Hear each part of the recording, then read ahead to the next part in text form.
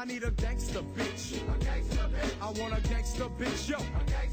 I want a... Saints Row 2, released in 2008, was originally developed for Xbox 360 and PS3 by Volition. The PC port let the game not developed by them, but by CD Projekt Red localization team, also called CD Projekt Black.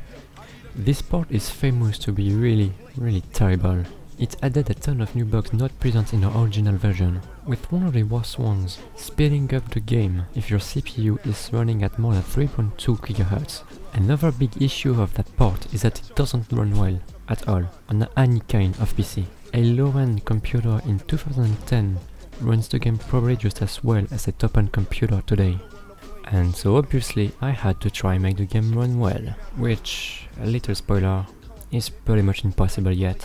Testing the game in 1080p running at maximum settings, on an i5 12400F, 8GB of RAM and a Vega 56, the game pretty much crashed as I clicked new game. At that point I kinda knew what I was in for. After a few more tries, I got to play the game for a little bit and managed to log the frame rate.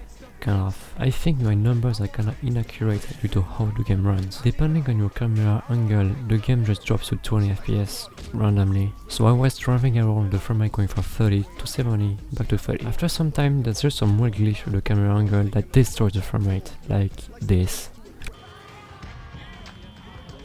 Before encountering this glitch, the average frame rate was of 59 FPS and the 1% lows were of 6, which shows how badly the frame rate varies. I forgot to test the lowest settings, so I went back to it today and the game refuses to run at all. Nothing has changed on my computer. I tried different drivers, restarting and things like that, but the game keeps crashing as I keep pressing continue, which didn't happen the day before. It is now completely unplayable for some reason.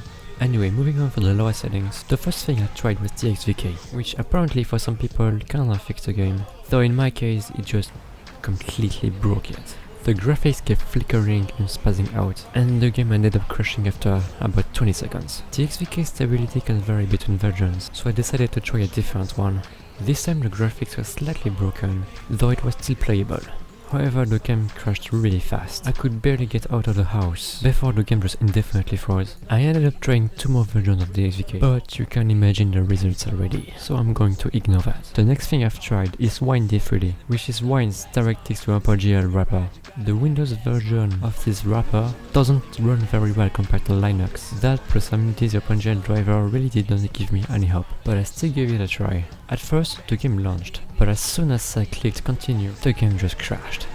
I had one more thing to try, which is dgvoodoo. Using the default settings, the game runs. I finally get in-game, and it doesn't crash. However, there is one issue. The screen becomes very colorful and flashes a lot. Once in-game, the game looked fine. The shadows were slightly broken, but it played well. But wait, I finally found something that works. Does it fix the game? Well, no, it doesn't. The frame rate was pretty much exactly the same, although I did not encounter the glitch anymore, while the frame rate just drops to 10 FPS. I think the only way to currently play that game is to emulate it on a PC 3 or Xenia. Although the game has an update in development that may or may not ever release, and is meant to fix this part.